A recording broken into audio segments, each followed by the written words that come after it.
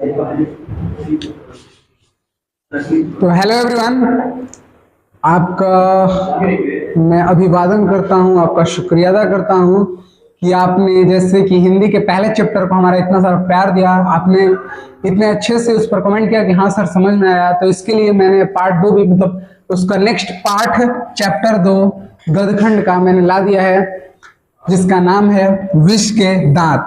ये कहानी है, बहुत ही इंटरेस्टिंग कहानी है। आप बहुत ही मजे से आप पढ़ाई करके आना, इस पर मैं आपको समझा दूंगा। और रोजाना शायद आपको 2 वीडियो मिल जाएंगे, हर मतलब इस सब्जेक्ट से आपको 2 वीडियो मिल जाएंगे। इसलिए आप चैनल से भी जुड़ जाइए, जल्द से जल्द अपने दोस्तों को भी भेज दीजिए। जो होना था हो गया, 15 अगस्त भी बीत गया, जन्माष्टमी भी बीत गया, तो आप लोगों ने पार्टिसिपेट अच्छे से करके सारा काम अपना खत्म कर लिया। अब एग्जाम के लिए प्रॉपर तैयार हो जाइए। तो जस्ट ये चैप्टर नंबर 2 है गदखंड का, विष के दांत। तो आप इसके लिए तैयार हो तो चलिए। जो भी बच्चा 2026 में एग्जाम देने वाला है पहले तो वीडियो को लाइक कर देगा।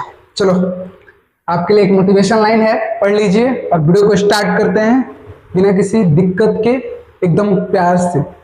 सपनों की ऊंचाई वही तय करता है जो उन्हें पाने की हिम्मत रखता है। जस्ट मतलब इसका बात आप समझिए कि जो सपना है आपका 90% स्कोर करने का, 450 प्लस करने का नंबर का, तो जो सपना है सपना देखने से नहीं होगा। उसके लिए हिम्मत रखना पड़ेगा, उसके लिए संयम रखना पड़ेगा, आपको रोजाना क्लास करने पड़ेंगे, सेल्फ स्टडी करना पड़ेगा। तो जस्ट आप सेल्फ स्टडी पर भी ध्यान दीजिए, फोकस कीजिए। और मैं यही कहना चाहूंगा, हमारे साथ जुड़े रहिए। और चलिए, तो आज का क्या है स्टोरी, नलिन विलोचन शर्मा जी, विष के दांत के जो लेखक हैं नलिन विलोचन शर्मा जी, उनके परिचय के बारे में हम लोग जानेंगे आज। उनका क्या परिचय है हम उनके बारे में जानेंगे, और उनके परिचय के बारे में जानेंगे। नलिन विलोचन शर्मा जी को जो लेखक हैं, लेखक परिचय, ये बहुत ही इंपॉर्टेंट होता है बच्चा। ये जितना इंपॉर्टेंट है ना, आपके एग्जाम में कम से कम 5 से 6 क्वेश्चन इससे रिलेट करके ही आते हैं, इससे ही आते हैं, लेखक परिचय से। तो चलिए, लेखक परिचय से ही आते हैं 5 से 6 क्वेश्चन। तो चलिए, लेखक का परिचय हम शॉर्ट तरीका से आपको बता दे रहे हैं।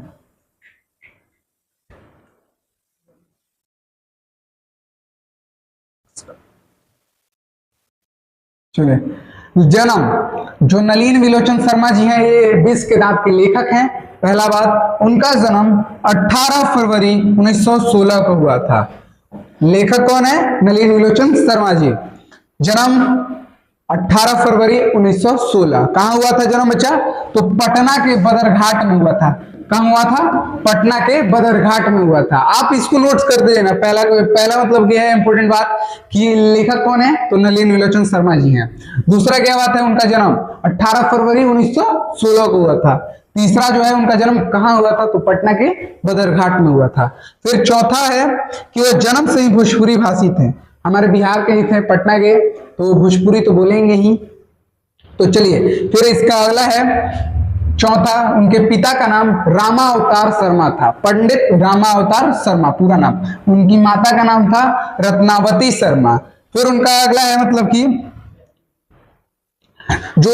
कि जो चैप्टर में मतलब थोड़ा सा अच्छे थे, एकदम विद्वान थे, इन्होंने मतलब कि इतने अच्छे से चैप्टर को लिखा था, चाहे पढ़ा था, जो भी संस्कृत में इन्होंने पीएचडी भी की थी, एमए भी किया था। तो ये संस्कृत के प्रख्यात विद्वान थे। इनके पिताजी जो थे, इनके पिताजी दर्शन और संस्कृत के प्रख्यात विद्वान थे। और इनका जो व्यक्तित्व था, इनके पिताजी का जो व्यक्तित्व था, पांडित्य के साथ उनकी प्रतिभा दृष्टि की अहम भूमिका थी। जो इनके मतलब पिताजी का जो व्यक्तित्व था ना, इनके नाम के आगे ही आप देख सकते हो, इनके नाम के आगे रखते हैं, हाँ, इनके नाम के आगे ही पंडित। मतलब आपने ये नोटिस किया होगा कि हमारे इधर जो भी मंत्र होते हैं, जो भी पूजा पाठ होते हैं, वो संस्कृत में होते हैं। और ज्यादातर लोग उनके पंडित जी ही होते हैं। तो पंडित जी थे, तो ये नॉर्मल सी बात है कि संस्कृत में प्रख्यात विद्वान थे, ये अपने मंत्रों से बहुत ही विद्वान थे। इनका जो व्यक्तित्व था, तो इनका व्यक्तित्व निर्माण पांडित्य, मतलब कि बहुत ही विद्वान व्यक्ति था। चलिए अगला देखते हैं। नलिन जी ने स्कूली शिक्षा पटना कॉलेजिएट से की है। जो इन्होंने 10th तक की पढ़ाई जो की थी, उन्होंने पटना कॉलेजिएट से की थी। जो स्कूल है पटना में, उसका नाम है पटना कॉलेजिएट। और फिर उसका पटना विश्वविद्यालय से संस्कृत और हिंदी में एमए किया था। कहां से? हिंदी और संस्कृत में मैं क्या था तो पटना विश्वविद्यालय से। इसको नोट करते आना, जिस जिस पे मैंने ग्रीन मार्क किया है ना उसको नोट कर लेना आप। चलो उसके बाद क्या है, ये हर प्रसाद जैन कॉलेज आरा, रांची, फिर पटना विश्वविद्यालय में प्रधान अध्यापक रहे थे। जो मतलब कि ये भी नोट करना, पहले कहाँ रहते हैं? हर प्रसाद दास जैन कॉलेज, फिर आरा वाले कॉलेज में, फिर रांची विश्वविद्यालय में भी रहे, और फिर जाके पटना विश्वविद्यालय में भी प्रधान अध्यापक रहे थे ये जो थे। फिर उसके बाद इनका आता है, ये पटना विश्वविद्यालय के हिंदी विभाग के भी अध्यक्ष भी बने थे। ये पटना विश्वविद्यालय हिंदी विभाग के अध्यक्ष भी बने थे। कब बने थे तो बच्चा? 1959 में बने थे। और एक सेकेंड, थोड़ा सा बोर्ड छोटा गया, एक सेकेंड अब हाँ। और फिर उसके बाद जो इनका मतलब कि मृत्यु, ये पद पर रहे थे जो पटना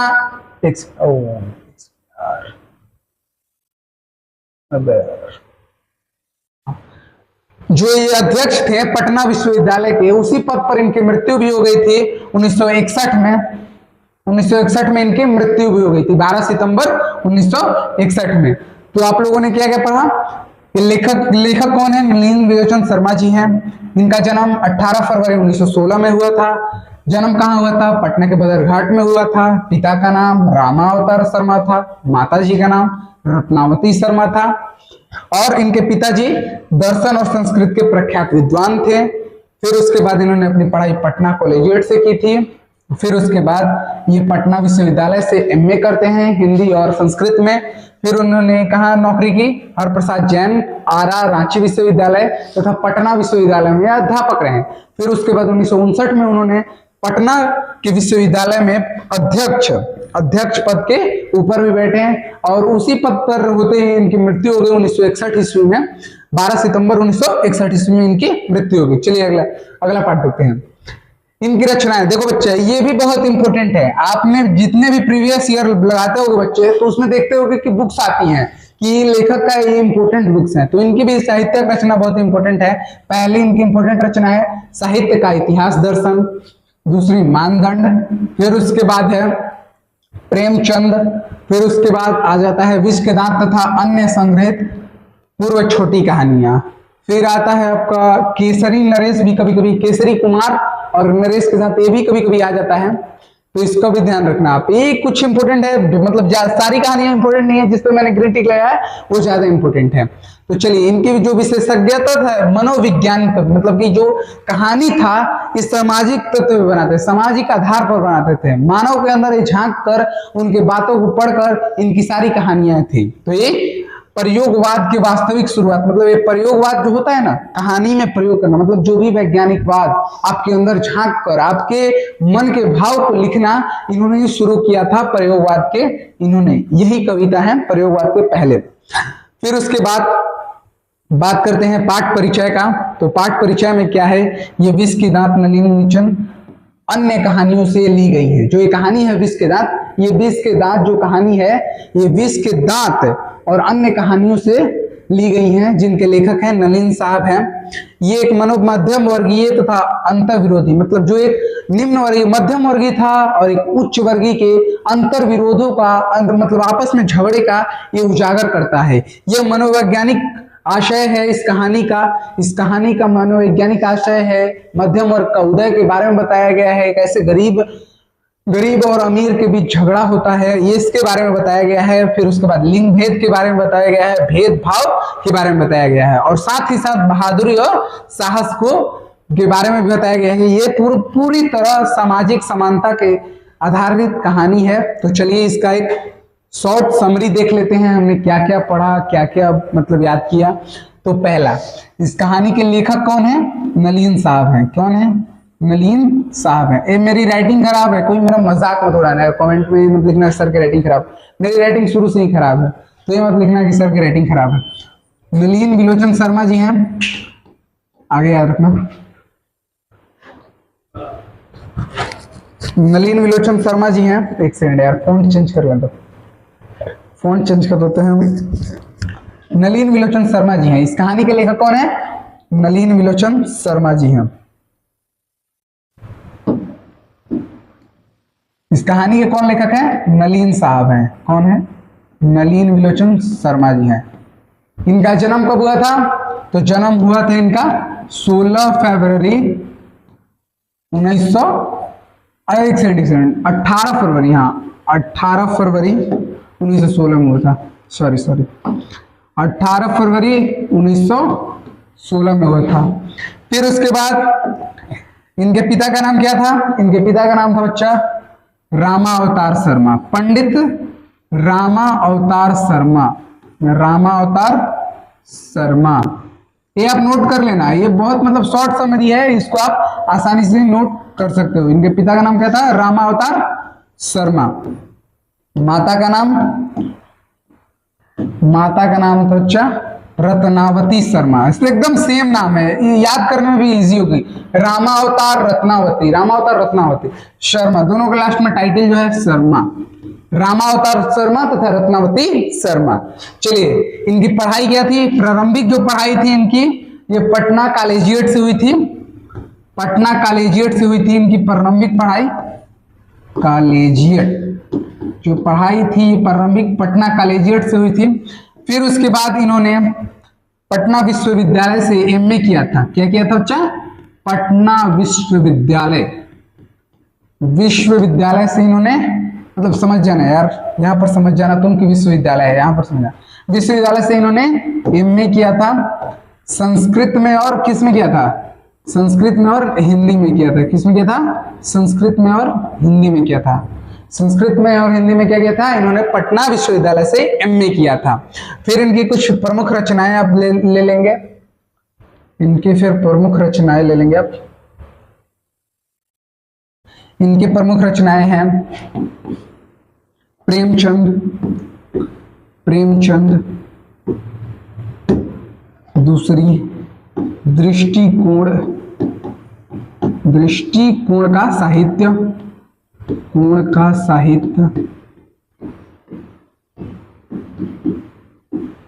फिर तीसरी केसरी कुमार तथा नरेश। फिर आ जाती है यही कहानी, विष के दांत तथा अन्य कहानी। ये याद कर लेना, ये जो 4 कहानियां मैंने लिखाई ना, ये याद कर लेना, आप अच्छे से याद कर लेना। विष के दांत और अन्य कहानियां एक ही में है, अन्य कहानियां, विष के दांत और अन्य कहानियां। तो ये शॉर्ट समरी था आपका। और उसके बाद इनका जो था काम जो करते थे, ये पहले हरप्रसाद जैन कॉलेज में जैन। फिर उसके बाद इनका जो था रांची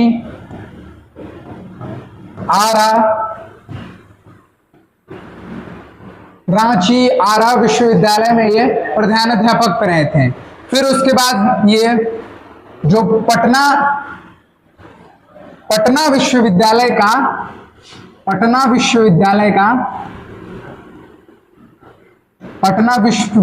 का ये समझ जाना यार, थोड़ी राइटिंग थोड़ी बेकार है मेरी, सही कर लूंगा, आप टेंशन मत लो, मैं राइटिंग अपनी सही कर लूंगा। पटना विश्वविद्यालय के अध्यक्ष पद पर ये 1959 ईस्वी को ये बने थे। पटना विश्वविद्यालय के अध्यक्ष कब बने थे? 1959 ईस्वी में। और इनका मृत्यु भी इसी पद पर बने रहने के बाद हुई थी। इनकी मृत्यु हो गई थी बच्चा 12 सितंबर 1961 को, 12 सितंबर 1961 को इनकी मृत्यु हो जाती है। तो ये जो शॉर्ट समरी है, लेखक का परिचय है, इसको आप याद कर लेना, इसको आप ध्यान कर लेना, इसको शॉर्ट समरी है। तो अब चलिए कहानी की ओर बढ़ते हैं। शॉर्ट तरीके से आपको कहानी भी हम समझा देते हैं। चलो, तो कहानी में देखो, कहानी जो है वो 2 पार्ट्स में डिवाइड है, गरीब परिवार और अमीर परिवार में। गरीब परिवार जिसको इस कहानी में झोपड़ी वाला बोला गया है और अमीर परिवार को महल वाले बोला गया है। जो झोपड़ी वाला यानी गरीब परिवार है, उसके कुछ किरदार हैं। गिरधर लाल की पत्नी और उनका छोटा बच्चा मदन है। ये इस कहानी का मुख्य पात्र है, मतलब हीरो है। मदन क्या है, यहाँ पर हीरो है। ये मदन के पापा हैं और ये क्या है, मदन की मम्मी है। फिर उसके बाद आते हैं हमारे सेन साहब। ये सेन साहब हैं और ये सेन साहिबा है, मतलब ये सेन साहब की पत्नी है। फिर उनके ये बच्चे, ये पार्ट है, मतलब कि जिससे कि ये कहानी के कैरेक्टर हैं। एक जो कहानी के हैं ये इनके कैरेक्टर्स हैं।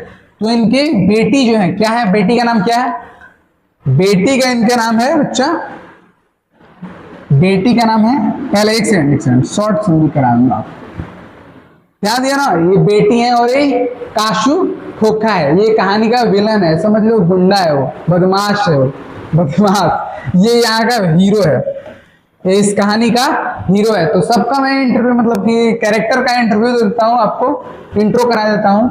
गरीब परिवार में कौन है, गिरधर लाल, गिरधर लाल। फिर उसका लड़का मदन, उनका लड़का जो है इस कहानी का एक्टर है।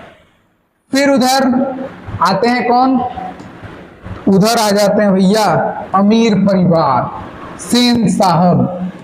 कौन आता है, सेन साहब। उनकी बच्चियां आती है, सीमा, याद कर लेना है, नाम बहुत इंपॉर्टेंट है, सीमा, रजनी, एक सेकंड, सीमा, रजनी, आलोक, शेफाली और आरती।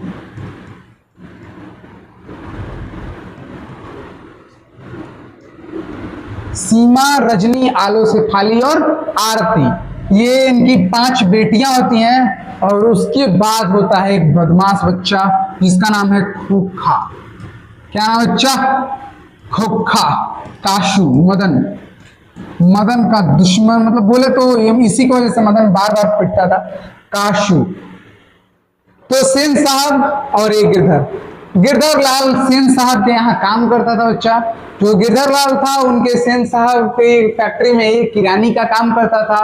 और जो सेन साहब की दी हुई फ्लैट में, मतलब क्वार्टर में रहता था गिरधर लाल अपने परिवार के साथ। गिरधर लाल, मदन की मम्मी भी थी, हो गया, हाँ मम्मी से, मदन की मम्मी भी थी। और इसके बाद सेन साहब के मतलब क्वार्टर में कौन रहता था, गिरधर, मदन और मदन की मम्मी। फिर आते हैं सेन साहब आते हैं जिनका खुद का एक बिजनेस चलता है, जो अमीर घराने से आते हैं। उनकी 5 लड़कियां होती हैं, सीमा, रजनी, आलो, शेफाली और आरती। देख रहे हैं 5 लड़कियां, सीमा, रजनी, आलो, शेफाली और आरती। और ये देखो ये बदमाश बच्चा है, ये है कासू, खोखा को ही कासू बोलते हैं, और ये है मदन। तो चलिए, और ये झगड़ा कहां से स्टार्ट होता है, तो बच्चे झगड़ा स्टार्ट होता है, सेन साहब ने एक गाड़ी ली थी। आप कहानी पढ़े हो तो आपको पता होगा, सेन साहब की एक काले रंग की गाड़ी होती है, काले रंग की गाड़ी होती है सेन साहब की। ये देखो सेन साहब की काले रंग की गाड़ी होती है, ऐसी, हाँ ऐसी गाड़ी होती है काले रंग की। इतना चमक रहा होता है ना, उसमें आपका फेस दिख जाए, इतनी अच्छी गाड़ी होती है। और इस गाड़ी की कीमत होती है बच्चा 7,500 रुपए। 7,500 कीमत अदा करके सेन साहब ने अपनी गाड़ी ली थी, जो पूरे गांव में भौकाल मचा रहा था। एकदम भौकाली टाइप था इनका कि मेरे पास गाड़ी है ब्लैक रंग की गाड़ी है। जो मतलब नहीं होता है गांव में कि मतलब आपके गांव में कोई ना कोई अमीर होगा, मतलब थोड़ा सा उसके पास दबदबा होगा, गाड़ी उड़ी पूरा लेके चलते थे सेन साहब। तो ये सेन साहब भी इनकी बहुत ही खास गाड़ी थी, इनके पास किसी को भटकने देना नहीं चाहते थे। तो एक बार क्या हुआ ना, तो इनकी गाड़ी बहुत सुंदर थी। तो क्या हुआ कि जो मदन था उनकी गाड़ी के पास गया और उसमें देख रहा था, अपना चेहरा देख रहा था। कभी आप लोगों ने भी देखा होगा, जिस आप कहीं जा रहे हो ट्यूशन के लिए, कहीं ना कहीं शीशे में अपना बाल बाल संभाल लेते हो, वैसे ही मदन भी देख रहा था, कहीं जा रहा था तो गाड़ी देख लिया। तो जो सेन साहब जी का ड्राइवर है, सेन साहब का ड्राइवर, उनके साथ मदन का झगड़ा हो गया। तो मदन का झगड़ा हो गया तो सेन साहब के ड्राइवर पर मदन झपट पड़ा। जो मदन है ड्राइवर पर,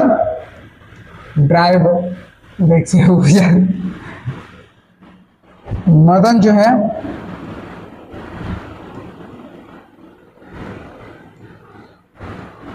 ड्राइवर पर वो झपट पड़ा, सेन साहब के ड्राइवर पर वो झपट पड़ा। और इस सब को सेन साहब अपनी आंखों से देख रहे थे। अब सेन साहब क्या करते हैं, सेन साहब के पास गिरधर काम करता था, उनके पिताजी काम करते थे।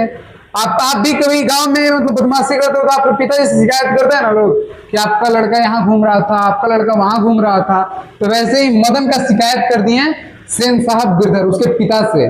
और गिरधर लाल आए पूरा गुस्सा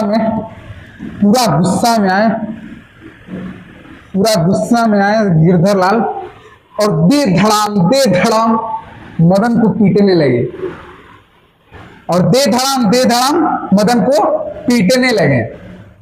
तो उससे मदन काफी चिढ़ा रहता था इनके परिवार से, सेन साहब के परिवार से काफी चिढ़ा रहता था मदन। और उसके बाद बीच में आपकी कहानी के पार्ट, तो एक बार क्या हुआ ना, सेन साहब के यहाँ उनके दोस्त हैं, सेन साहब के यहाँ उनके दोस्त हैं, सेन साहब के दोस्त।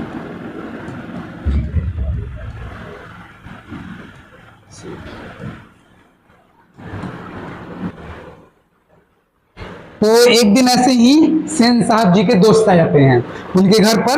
जैसे नहीं होता है कि आपके पापा के दोस्त आए हैं, वैसे ही सेन साहब के भी दो दोस्त आ जाते हैं। एक दोस्त का जो काम था पत्रकार थे, और जो दूसरा दोस्त थे वो क्या थे ना, अखबार नवीश थे। आप समझ ना, अखबार नवीश थे। तो दोनों मिलकर, मतलब कि सेन साहब और इनके दोनों दोस्त मिलकर आपस में बातचीत करते हैं कि भैया आखिर जैसे नहीं रहता है कि आपके घर में पिता से आपके दोस्त आए हैं तो कुछ ना कुछ अपने घर के बातें कर रहे होते हैं। तभी सेन साहब का जो मतलब कि तभी जो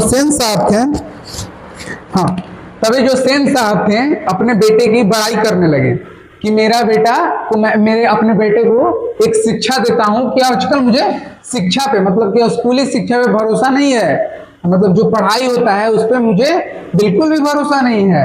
मैंने कासू के लिए एक बढ़ई का इंतजाम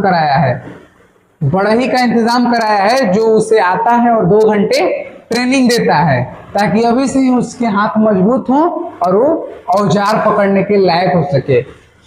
क्या नाम था सेन साहब का कि वो उन्हें शिक्षा नहीं देते थे, वो बढ़ई का काम उन्हें सिखाते थे ताकि उनका बेटा आगे चल के इंजीनियर बन सके। तो इसी पर पत्रकार महोदय ने भी कहते हैं कि अब हमने अपने बेटे को खुली छूट दे रखी है कि उसकी जो इच्छा हो, जो बनना चाहे वही बनेगा। तो इस पर सेन साहब भी गुस्सा हो जाते हैं। ऐसी ही काफी लंबी बातचीत होती रहती है उनमें कि मेरा बेटा ये करेगा, ये वो अपने बेटे का तारीफ करते रहते हैं सेन साहब कि मैं अपने बेटे को या तो इंजीनियर बनाऊंगा या तो एक बड़ा बिजनेसमैन बनाऊंगा। फिर उसके बाद जब बातचीत खत्म हो जाती है तो सारे दोस्त निकलते हैं जाने के लिए, घर से बाहर निकलते हैं जाने के लिए, घर से निकलते हैं। जब घर से निकलते हैं ना तो जो सेन साहब के दोस्तों का गाड़ी होता है उसको खोखा जान पंचर कर देता है। अब बदमाश बच्चा था खोखा, बोला है मैंने शुरू में कि विलन था, गुंडा था साला, तो जो था वो पंचर कर देता है, इनका दोस्त का गाड़ी पंचर कर देता है। अब पंचर गाड़ी कर देता है, लेकिन सेन साहब इतना उससे प्यार करते थे उसको डांटा भी नहीं। तो सेन साहब ने अपने शोफर से कहा, सेन साहब जो थे अपने शोफर ड्राइवर से कहते हैं कि गाड़ी का पंचर ठीक कर दो। तभी क्या होता है ना कि वहीं से खोखा गुजर रहा होता है, वहीं से क्या होता है, ये जो खोखा है ना ये गुजर रहा होता है, तो अपनी ही गाड़ी का ये जो पीछे वाला लाइट होता है ना, पीछे वाला लाइट इसको तोड़ देता है। और इस पर भी सेन साहब उसको कुछ नहीं बोलते हैं, वो बोलते हैं कि ये देख रहे हो, या दोस्तों को अपने बोलते हैं कि देख रहे हो ना, इसके इंजीनियर के लक्षण अभी से आ रहे हैं इसके इंजीनियर के लक्षण अभी से आ रहे हैं। ये तोड़ कर देख रहा था कि आखिर गाड़ी में क्या है। अच्छा आप बताओ यार, घर पे आप तोड़ देते हो कुछ सामान तो ऐसे ही बोलते हैं लोग, आपको भी इंजीनियर बोलते नहीं ना। तो लेकिन वो तारीफ करते थकते ही नहीं थे, अपने बच्चे का इकलौता था वो, इसलिए बिगड़ा हुआ था। और उनकी जो बेटी थी, जो सेन साहब की बच्चियां थी बेचारी, बहुत ही मासूम सुशील और घर की कठपुतलियां जैसी थी। उनके लिए बहुत सारे नियम कानून थे कि वो हंस नहीं सकती थी, बाहर खेल नहीं सकती थी, लेकिन खोखा को खुली छूट थी। इसलिए तो गाड़ी के टायर पंचर करता, गाड़ी फोड़ता, और कभी कभी बहनों के साथ भी मारा पीटी करता। एकदम आप भी करते हो ना यार, बहनों के साथ मारा पीटी, हाँ, लेकिन उतना नहीं करते हो, खोखा जितना नहीं करते हो। जस्ट तो मारा पीटी करता था, लेकिन सेन साहब अब खोखा को कुछ नहीं कहते थे। तो लेकिन उसके बाद गाड़ी का पंक्चर ठीक हुआ और उनके दोनों दोस्त, अखबार नवीश वाले और पत्रकार साहब, दोनों दोस्त अपने अपने घर चले गए। तो फिर क्या होता है ना, ये तो घर चले गए, फिर क्या होता है, फिर क्या होता है ना बच्चा, जो खोखा था, कासू था, ये अपने घर में जाता है, अपनी बहनों को पीटता है, मारपीट करता है अपनी बहनों से मारपीट करता है। फिर उसके बाद ये अपने घर से बाहर निकल जाता है। घर से बाहर निकल के जानते हो कहाँ जाता है? गली में जाता है। और गली में कौन था? गली में था हमारा हीरो, कहानी का हीरो था। गली में कहानी का हीरो था ये कहानी का हीरो मदन था। मदन और उनके दोस्त थे गली में। तो जाता है, देखता है मदन लट्टू नचा रहा होता है। तो एक तो ये भी लड़का ही था, बोलता है, ओ मदन मेरे को भी खेलेगा, मैं भी खेलेगा। ऐसे ही बंगाली कहानी है, तो ऐसे ही बोलता है कि मैं भी खेलेगा। तो मदन तो इससे शुरू में ही नाराज था, गाड़ी वाली बात से। इसके पिता इसकी वजह से इसको पीटे थे, तो गाड़ी वाली बात से इस पे शुरू से ही नाराज थे। तो ये डायरेक्ट मना कर देता है कि मैं नहीं खिलाऊंगा, जो करना है कर ले, मैं नहीं खिलाऊंगा तुझे। बोल देता है डायरेक्ट कि मैं नहीं तुझे खिलाऊंगा। तो ये जिद्दी कासू, घर का जिद्दी बच्चा, जो कभी ना नहीं सुना होता है, बहनों पर झगड़ा करता है, तो ये अपने ही तरह फिर से मदन पर चढ़ के 2 थप्पड़ दे देता है। मदन को 2 थप्पड़ दे देता है। अबे मदन तो इसका बहन नहीं था कि चुप हो जाता, इसको भी आया गुस्सा, और इसके गुस्से ने कासू जी के 2 दांत, ये 2 दांत हैं इनको मार कर तोड़ दिया। इतना जबरदस्त झगड़ा हुआ, एकदम इतना जबरदस्त झगड़ा कि मार कर उनका 2 दांत तोड़ देता है। मदन कासू का 2 दांत तोड़ देता है। तो झगड़ा होते रहता है। मदन के दोस्त होते हैं, वो सपोर्ट करते हैं झगड़े को कि आखिर गलती किया है, नहीं खिलाएंगे हम, क्योंकि मदन क्या था इस कहानी का? हीरो था। तो ये जाता है रोते रोते अपने घर जाता है, अपने पापा से बोलता है, पापा मुझे मदन ने पीटा। तो इसके पापा जो थे, क्या थे, आपने शुरू में ही पढ़ा है, पापा जो इसके थे अमीर परिवार, महल वाले थे। सेन साहब के यहाँ गिरधरलाल काम करता है। तो ये पीटने की वजह से जो सेन साहब थे, गिरधरलाल को नौकरी से निकाल देते हैं और बोलते हैं कि आपको अब आने की जरूरत नहीं है। तो ये तो मदन को पता था कि उस दिन मैंने बस गाड़ी के ड्राइवर के साथ नोकझोंक की थी, तो पापा ने मुझे कितना पीटा था। आज तो मैंने उसके मालिक को ही कूट दिया, तो आज कितनी पिटाई होने वाली है। तो ये घर उस दिन रात में जाता है, दिन भर इधर उधर बिताकर रात में जाता है, रात में अपने घर जाता है। और घर जाता है तभी मतलब उसके पापा आ चुके होते हैं, पापा मम्मी आपस में बात कर रहे होते हैं। तभी जब एक घर जाता है ना, तो नहीं होता है कि बर्तन रखा होता है और खाना उठाते समय बर्तन ही बच गया। तो इसके पिता आते हैं, कौन आता है? गिरधर जी, गिरधर लाल आते हैं। एक सेकंड यहाँ थे, हाँ, यही गिरधर लाल आते हैं, एकदम शांति से आते हैं। ये बेचारा मदन पूरा डर जाता है कि आज तो मेरा खैर नहीं भैया, क्योंकि बस खाली गाड़ी के लिए उतना पीटे थे, आज तो मैंने उसके 2 दांत तोड़ दिए हैं, तो आज तो मेरा खैर नहीं है। पूरा डरा होता है मदन। लेकिन कहानी क्या है कि ये मदन को मतलब कि इतना कस के गले लगा लेते हैं, मतलब कि ये खुश हो जाता है मदन, क्योंकि आपके मतलब कि जो रहता है ना, कभी मदन हमेशा इनसे मार ही खाता है, कभी गले नहीं लगता है, मतलब प्यार नहीं, सोचा है कि प्यार देखा ही नहीं था, ऐसा लगता था मदन को। तो आज के दिन उन्होंने मदन को क्या किया था, गले लगा लिया। और पूरा मदन बेचारा खुश, बट सोच में था, हक्का बक्का था कि आखिर क्या बात हो। तो मदन तो हक्का बक्का था कि आखिर क्या बात हो गई, आखिर मैंने एक तो गलती की है, मदन कासू के 2 दांत तोड़े हैं, पर पिताजी ने मुझे गले क्यों लगा लिया यार। मतलब मदन आया था ऐसे, देखे जब उसके पिताजी, मदन बेचारा ऐसे चुप, आप भी मतलब गलती करके ऐसे चुप हो जाता ना, वैसे मदन था। अचानक उसके पिताजी आए और जोर से गले लगा लिया उनको, मतलब प्यार से हक कर लिया उनको, मदन को। मदन तो बेचारा हक्का बक्का था। तो फिर उसके पिताजी हटते हैं और बोलते हैं कि बेटा एक तू है, जो इनका मदन बेटा था, एक तू है जो बिना कुछ अंतर समझे गरीब और अमीर में उसके लड़के को, सेन साहब के लड़के का थोड़ी सी बहस में तूने उसके 2 दांत तोड़ दिए। और एक मैं हूं जो उनके रोज नोकझोंक सुनता हूं, उनकी डांट सुनता हूं, उनका काम ईमानदारी से करता हूं, फिर भी मुझे डांटते रहते हैं और नौकरी से आज मुझे निकाल भी दिया। और एक तू है जो उसके 2 दांत तोड़ के आया। पूरे खुश थे इसके पिताजी कि चलो नौकरी से निकल गए, तो क्या उसके अहंकार को उन्होंने तोड़ दिया। पीठ थपथपाते हैं इसके पिताजी मदन के, गिरधरलाल बहुत ही खुश थे। तो आप समझ गए ना कि जो गरीब परिवार के लोग होते हैं और अमीर परिवार के लोग होते हैं, भले ही जीत इस कहानी में भी दिखाई गई है कि हमेशा ही अमीर परिवार वाले, महल वाले ही जीतते हैं, क्योंकि उनके पास, जैसे यहाँ पर महल वाले ही जीतते हैं, क्योंकि महल वाले गिरधरलाल को नौकरी से निकाल देते हैं सेन साहब, तो यहाँ भी महल वाले ही जीतते हैं। तो ये कहानी में समाज के बारे में बताया गया है, गरीब और अमीर के अंतर को बताया गया है कि कैसे अमीर परिवार अपने गलतियों को छुपाने के लिए, चाहे जो भी होता है, कैसे गरीब परिवार को दबा देते हैं।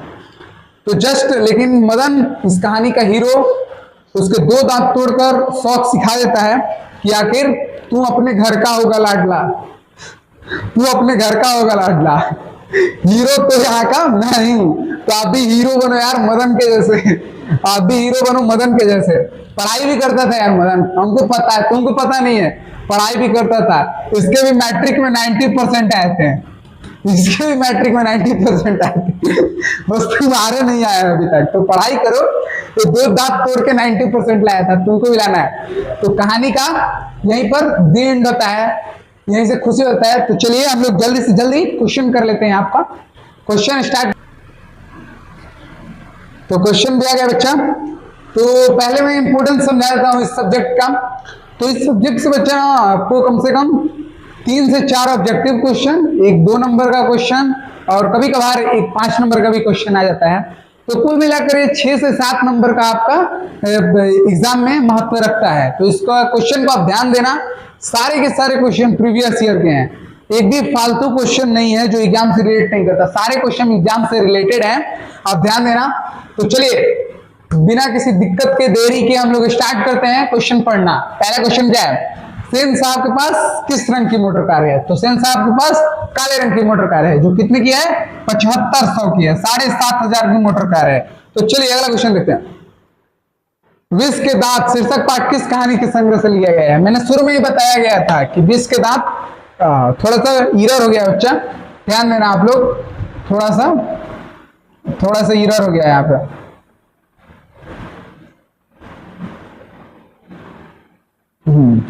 ये कहानी है विष के दांत और अन्य कहानियों से ली गई है। किससे ली गई है? विष के दांत और अन्य कहानियों से ली गई है। और फिर उसके बाद अगला क्वेश्चन है, कहां से ली गई है विष के दांत शीर्षक पाठ की कहानी? तो विष के दांत तथा अन्य कहानियों से ली गई है। चलिए अगला क्वेश्चन देखते हैं। वाकिफ, वाकिफ उर्दू शब्द है बच्चा, वाकिफ का अर्थ होता है परिचित। वाकिफ का अर्थ क्या होता है? परिचित। चलिए अगला क्वेश्चन देखते हैं। नलिन विलोचन शर्मा पटना विश्वविद्यालय के, देखो वहां पर भी क्वेश्चन इरर हो गया है, आप ध्यान देना, क्वेश्चन गलत नहीं है, बस इरर हो गया है। विश्वविद्यालय के हिंदी विभाग के अध्यक्ष कब बने? मैंने शुरू में ही बताया था, अध्यक्ष कब बने तो बच्चा सन 1959 में बने थे, सन 1959 में अध्यक्ष बने थे। चलिए अगला क्वेश्चन देखते हैं। हाँ, सन 1959 में बने थे। फिर अगला क्या है, आलोचक के अनुसार प्रयोगवाद। मैंने शुरू में बताया था ना, प्रयोगवाद, प्रयोगवाद का प्रारंभ किसने किया था? तो नलिन विलोचन, नलिन विलोचन के कविताओं से प्रयोगवाद का शुरुआत हुआ था। यहां पर भी थोड़ा सा टाइपिंग एरर हो रहा है बच्चों, ध्यान देना, ज्यादा ना, मतलब थोड़ा सा नलिन विलोचन ना हो जाए ना, टाइपिंग एरर हो गया है। चलिए अगला क्वेश्चन देखते हैं। नलिन विलोचन शर्मा की कहानियों में किसके तत्व संग्रहता से उभर कर आए हैं? जो कहानी है, कहानी किस तर्क पर है, किस बात से है, किस बात पर है? तो ये कहानी है बच्चा मनोवैज्ञानिकता की, मनोवैज्ञानिकता की। चलो अगला क्वेश्चन देखते हैं। विष के दांत कहानी किस वर्ग के अंतर विरोधी का? तो विष के दांत मध्यम वर्ग का, जो गरीब थे अमीर थे उनके अंतर विरोधों का, उनके झगड़ों का ये कहानी उजागर करती है। ये मध्यम वर्ग का उजागर करती है अंतर विरोधों का। चलो अगला क्वेश्चन देखते हैं। खोखा खोखी, खोखा खोखी बच्चा, ये कहानी का विलन था जो बंगला का है, बंगला की भाषा का है। ये जो कोलकाता बंगाल है वही बंगला भाषा, ये खोखा खोखी वाला है। चलो अगला क्वेश्चन देखते हैं। अच्छा, सेन साहब की कितनी? सेन साहब की 5 लड़कियां थी। कौन कौन थे बच्चा? सीमा, रजनी, आलो, शेफाली और लास्ट कौन थी बच्चा? आरती थी। कौन थी? आरती थी। याद रखना है, 5 लड़कियों के नाम याद रखना बच्चा। बहुत ही बेचारी सुशील लड़की थी, सीधी साधी लड़की थी। सोफर शब्द का शुरू में ही मैंने बताया था यार, सोफर ड्राइवर, ड्राइवर साहब, ऐसे ही लड़के, ओहो उसको ना, हाँ इससे पढ़ेंगे यार, नहीं इससे पढ़ते हैं। ऐसे ही लड़के आगे चलकर गुंडे चोर डाकू बनते हैं। एक कहानी किस पंक्ति की, किस पात्र ने कही है? ऐसे ही लड़के, जो इस कहानी का हीरो है ना, मेन हीरो मदन, मदन को इन्होंने बोला था, किसने बोला था कि ऐसे ही लड़के आगे चलकर गुंडे चोर डाकू बनते हैं? जब उनके ड्राइवर को उसने मारा था तो सेन साहब ने कहा था कि ऐसे ही लड़के आगे चलकर चोर गुंडे डाकू बनते हैं। तो याद रखना, लेकिन इस कहानी में मदन ही हीरो था, वो डाकुओं को नहीं था। नलिन साहब की मृत्यु कब हुई थी? जो इन कहानी के लेखक हैं उनकी मृत्यु कब हुई थी बच्चा? तो 12 सितंबर 1961। देखो सारा सेम है, देख रहे हो ना, सारा सेम है बच्चा, लेकिन डेट के अनुसार क्वेश्चन अलग है। तो ये याद रखना 12 सितंबर 1961 को। चलो अगला क्वेश्चन देखते हैं। मदन अक्सर किसके हाथों पीटता था? मदन अक्सर किसके हाथों से पीटता था? तो जाहिर सी बात है, मदन अपने पिता के हाथों से पीटता था, गिरधर लाल से पीटता था बेचारा। सेन साहब उसकी बार बार शिकायत करते रहे थे, बार बार शिकायत करते रहे थे, इससे पीट मार पड़ती है उसको। फिर यहाँ पर थोड़ा सा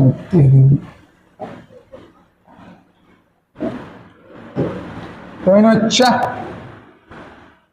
आपको, आपने अगर बुक पढ़ी होगी तो टाइपिंग एरर को आप पकड़ लोगे, वरना फिर उसके बाद ये मत बोलना कि सर यहाँ पर गलती हो। आपने बुक पढ़ी है, आपने टाइपिंग एरर को पहचानना, ऐसा नहीं है, कभी कभी हो जाता है, वैसे भी कभी कभी हो जाता है, कोई नहीं। तो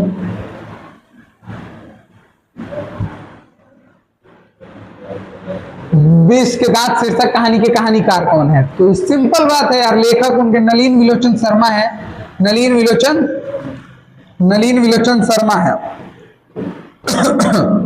नलिन विलोचन शर्मा जी हैं। चलिए अगला बता, गिरधरलाल कौन था? तो गिरधरलाल मदन का पिता था, जो उसे खूब कभी कभी कूटता रहता था यार, बाद में लेकिन बहुत ही प्यार देता है।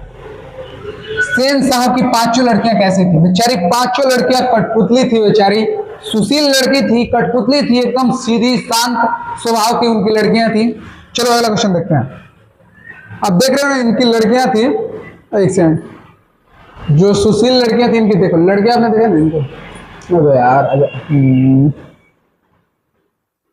देखो इनकी लड़कियों में दिखा रहा हूं, हाँ देखो कितनी बेचारी शांत है, देख रहे हो ना कितनी शांत है, एकदम एकदम चुप सी है बेचारी, बोल भी नहीं रही, देख रहे हो ना एकदम कठपुतलियां हैं। तो ऐसे ही शांत थी गिरद उनकी लड़कियां। चलिए क्वेश्चन में आते हैं वापस। क्वेश्चन में आते हैं वापस, और एक क्वेश्चन है। तो उनकी कैसी लड़कियां थी? सुशील थी। कैसी लड़कियां थी उनकी? सुशील थी। चलिए अगला क्वेश्चन देखते हैं। अगला क्वेश्चन क्या कहते हैं? सेन साहब अपने पुत्र खोखा को क्या बनाना चाहते थे? तो सेन साहब अपने पुत्र खोखा को बिजनेसमैन या इंजीनियर बनाना चाहते थे। चलिए अगला क्वेश्चन देखते हैं।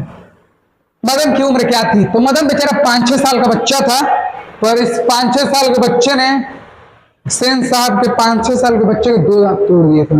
एक ही मुक्का मार के ना उनके 2 दांत निकाल दिए। बहुत मजबूत था, हेल्दी था, खाते पीते घर का था, भले ही गरीब घर का था लेकिन खाता पीता लड़का था। मदन ने कासू को, देखो यहाँ पर आ गया ना, कितने दांत तोड़ दिए? तो 2 दांत तोड़ दिए। आपके किसी ने 2 दांत तोड़े हैं? नहीं तोड़े। याद नहीं करोगे तो मैं तोड़ दूंगा जरूर। चैप्टर याद नहीं करोगे ना तो मैं तोड़ दूंगा। मदन खोखा की तरह तुम्हारे भी 2 दांत तोड़ दूंगा, मदन की जैसे मैं मदन। तो 2 दांत आप भी चैप्टर याद कर लो, नहीं तो मैं भी तो तेरे 2 दांत तोड़ दूंगा। जो वीडियो देख रहे हैं ना, याद कर लेना, अच्छे से याद कर लेना, वरना 2 दांत तो आप लोगों के गए काम से। गिरधर लाल फैक्ट्री में किरानी था। किनके फैक्ट्री में किरानी था? तो सेन साहब के फैक्ट्री में किरानी था। चलो अगला क्वेश्चन देखते हैं। सेन साहब किसके व्यंग से ऐड कर? जैसे पत्रकार साहब बोलते हैं ना, पत्रकार साहब कि मैं तो अपने बच्चे को जो बनना होगा उसमें जो जी करे वही बनाऊंगा, एक अच्छा व्यक्ति बनाऊंगा, उसको एक अच्छा इंसान बनाऊंगा।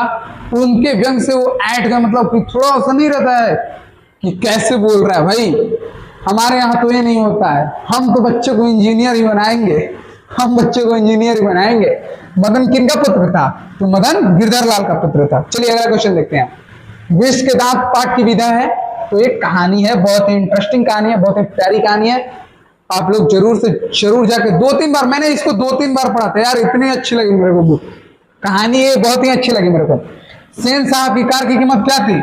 सेन साहब की कीमत कार की थी 7,500। जल्दी जल्दी क्वेश्चन लगा देता हूं, नहीं तो वीडियो लॉन्ग हो जाएगी। आप लोग ध्यान रखना। नलिन विलोचन शर्मा का जन्म कब हुआ था?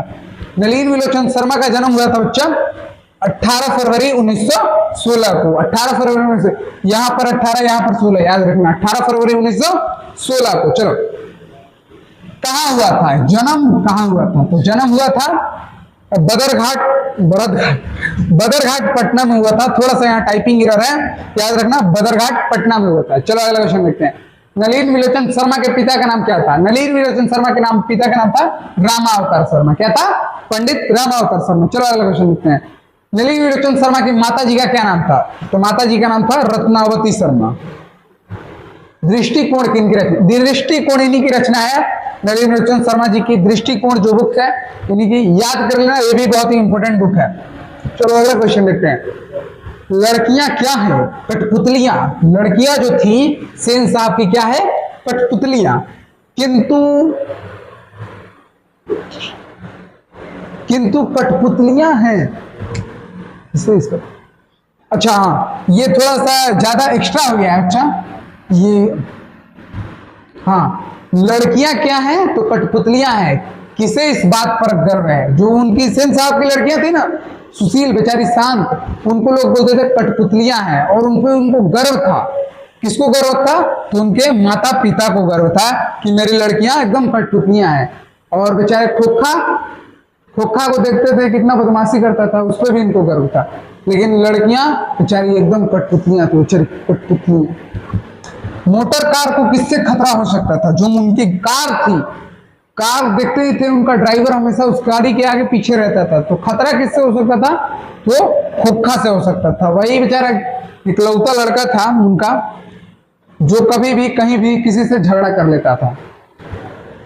सेन साहब की आंखों का तारा, जो सेन साहब की आंखों का तारा था वो खोखा था। तभी ना उनकी गाड़ी का हेडलाइट भी फोड़ दिया, पीछे का हेडलाइट, बैकलाइट फोड़ दिया, बैक साइड लाइट फोड़ दिया, फिर भी उसको कुछ बोले तक नहीं। इसलिए उसकी आंखों का तारा कौन था? तो खोखा। दांत किसने तोड़े थे? तो दांत उसके मदन ने तोड़े थे। चलो अगला क्वेश्चन देखते हैं। महल और झोपड़ी वालों की लड़ाई। मैंने बोला था ना लास्ट लाइन, महल वाले ही जीतते हैं महल और झोपड़ी की लड़ाई में। ये कहानी झोपड़ी वाले उनकी खिलाफ, उनके मदद अपने ही खिलाफ कर लेते हैं। तो बाबू ये कहानी है इसको समझना है इस लाइन को। आपको जो गरीब लोग होते हैं वो अमीर के साथ मिलकर, क्योंकि उनको भाई उन्हीं के साथ चलना है, उनके साथ जॉब करना है, तभी वो रह सकते हैं। तो गरीब लोग जॉब के अपने डर से अमीर लोगों के साथ रहते हैं और अपने ही लोगों का, गरीब लोगों का उनसे दूर हो जाते हैं, उनका साथ नहीं दे पाते हैं। इसके कारण अक्सर लड़ाई में क्या जीतते हैं, तो महल वाले जीत जाते हैं। और ये कहानी किस पंक्ति कहाँ की है, तो ये कहानी की पंक्ति है विष के दांत, विष के दांत। अच्छा ध्यान रखना, सीमा रजनी, सीमा रजनी आलोक से फाली, सीमा रजनी आलोक से फाली, आलोक नहीं भाई, आलोक लड़के का नाम हो जा रहा है नहीं यार, किसी का आलोक नाम नहीं है ना, कमेंट करना यार। लेकिन गजब लगता है आलोक लड़की, किसका नाम है आलोक यार, कमेंट करना जरूर करना। आलोक, तो सीमा रजनी आलोक से फाली आरती किनकी बहनें थी, तो ये बहनें थी बाबू खोखा की, खोखा की बहनें थी। चलो अगला क्वेश्चन देखते हैं। मैं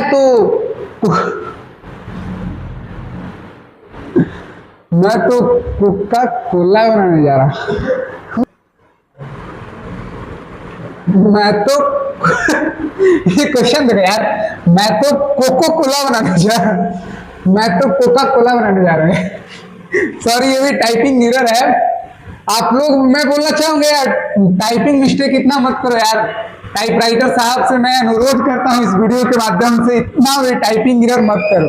आप लोग भी कमेंट करना, टाइपराइटर साहब को बताना यार कि सर इतने गलत मत करो, हमको दिक्कत होती है यार। कोका कोला इसका अर्थ क्या है यार, फिर से पढ़ने दो। मैं तो कोका कोला, अच्छा अच्छा अच्छा, ये क्वेश्चन बोल रहा है कि मैं तो खोखा को इंजीनियर बनाना चाहता हूँ। क्या बनाना चाहता हूँ, इंजीनियर बनाना चाहता हूँ। ये कथन है सेन साहब का कथन है। लगता है ना, मतलब सैलरी नहीं मिली ना टाइपराइटर बाबू की तो गुस्सा हो गया यार। मदन के लिए क्या खाना मामूली बात है, बेचारा मदन हीरो, और हीरो क्या खाता है यार, मार खाता है यार, प्यार नहीं खाता, मार खाता है हीरो। तो आप भी हीरो बनने के चक्कर में मार मत खा लेना। किसके अनुसार सेनों ने सिद्धांतों को बदल दिया।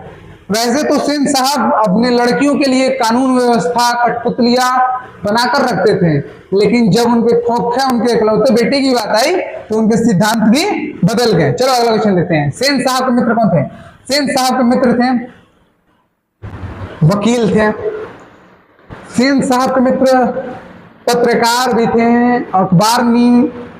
क्वेश्चन थोड़ा सा एरर है, मैंने बोला ना, एक अखबार नवीश भी थे और एक थे क्या, पत्रकार महोदय भी थे। और वकील थे कि नहीं यार मेरे को उतना अंदाजा नहीं है, बट ये शायद क्वेश्चन रॉन्ग है, अखबार नवीश और पत्रकार थे। चलो आगे देखते हैं। अगर आपको प्रॉब्लम है कि नहीं क्वेश्चन में, आप बताना, अगर ऑप्शंस के अनुसार तो आप कमेंट कर देना। चलो अगला क्वेश्चन देख लेते हैं। कौवे की जमात में शामिल होने के लिए कौन लग गया है, कौवे की जमात में शामिल होने के लिए हंस लग गया था। कौवा यहाँ पर मदन को बोला गया है, कौवा यहाँ पर मदन को बोला गया है, और जो हंस है वो खोखा है। कौवे की जमात में शामिल होने के लिए पूरा हंस जो था, जो खोखा था, पूरा ललक गया कि मैं भी लट्टू, मैं भी खेलेगा, तेरे साथ ही खेलेगा, मैं भी खेलेगा। चलो, सेन साहब की मोटर कार थी, सेन साहब की मोटर कार थी, अब यार मारुति 800 स्ट्रीम ईड। अच्छा, सेन साहब की मोटर कार का नाम था स्ट्रीम ईड, जो उनकी कंपनी का ब्रांड का नाम था। जैसे आज होता है ना फॉर्च्यूनर, थार, जो भी, तो कंपनी का नाम था स्ट्रीम ईड। चलो अगला क्वेश्चन देखते हैं। सेन साहब ने खूब फटकार लगाई। जो सेन साहब थे किसको खूब फटकार लगाते हैं, तो गिरधर लाल को लगाते हैं, गिरधर लाल को लगाते हैं, और उसी का गुस्सा जाकर वो अपने बच्चे पे उतार देते हैं और ले धड़ाम देने लगते हैं। किसकी मोटर चमक दमक के कोई खतरा नहीं था, किसकी मोटर की चमक धमक कोई खतरा नहीं था। किससे मोटर कार की चमक दमक को खतरा नहीं था, तो सेन साहब की पुतलियों से नहीं था। चलिए अगला क्वेश्चन। बेचारी वो कठपुतलियां वो क्या कर लेती, एक तो उनको घर से जाने का इजाजत नहीं था, बेचारी वो क्या कर लेती बेचारी। गिरधर लाल किस वर्ग का प्रतिनिधित्व करते हैं, तो गिरधर लाल मध्यम वर्ग का प्रतिनिधित्व करते हैं। एक किरानी थे बेचारे मामूली, उनके क्वार्टर में रहते थे। चलो, नलिन विलोचन शर्मा कथ्य, शिल्प तथा भाषा आदि स्तरों पर अग्राहित हैं। ये क्वेश्चन, नलिन विलोचन शर्मा कथ्य, शिल्प तथा भाषा आदि स्तर पर अग्राहित है। तो ये क्वेश्चन बाबू आपका जो लेखक परिचय है उससे है, तो ये नवीनता के, नए विचार के हैं, प्रयोगवाद के हैं, कविताओं पर किया है, तो ये नवीनता के अग्राहित हैं। कथ्य मतलब के जो कहानीकार हैं, और ये प्रोफाइल से लिया गया है इनके। तो आज का ये अंतिम क्वेश्चन था बाबू, आज का ये अंतिम क्वेश्चन था। आपको बता देना चाहते हैं, पहले हमने लेखक परिचय पढ़ा, फिर उसके बाद इस कहानी को मजाकिया अंदाज में इंटरेस्टिंग तरीके से पढ़ा। कहानी बहुत ही मजेदार थी। खोखा का 2 दांत टूट गया बेचारे का, लेकिन मजा आया यार, उसके 2 दांत टूटने से तो मजा आया कहानी में। फिर उसके बाद हमने इसके प्रीवियस ईयर के, लास्ट ईयर के क्वेश्चन किए हैं बहुत ही अच्छे से, शानदार तरीके से। कुछ टाइपिंग एरर भी हुए, तो टाइपराइटर को आप इसलिए हुए कि आप टाइपराइटर को शुक्रिया नहीं करते हो यार। इतने बेचारे क्वेश्चन आता है, आप कमेंट नहीं करते हो, तो उसके लिए तो कमेंट करो आप टाइपराइटर के लिए, तो उसके लिए भी कमेंट कर देना। तो चलिए, तब तक के लिए हमें आज्ञा दीजिए। तब तक आप स्वस्थ रहिए, मस्त रहिए, हंसते रहिए, खेलते रहिए, बिजी रहिए, पढ़ाई पर लगे रहिए। आगे हमारी वीडियो जल्दी आएंगी आपसे, तो सब्सक्राइब भी कर लीजिए और शेयर भी कर दीजिए। तब तक के लिए धन्यवाद। चलते हैं।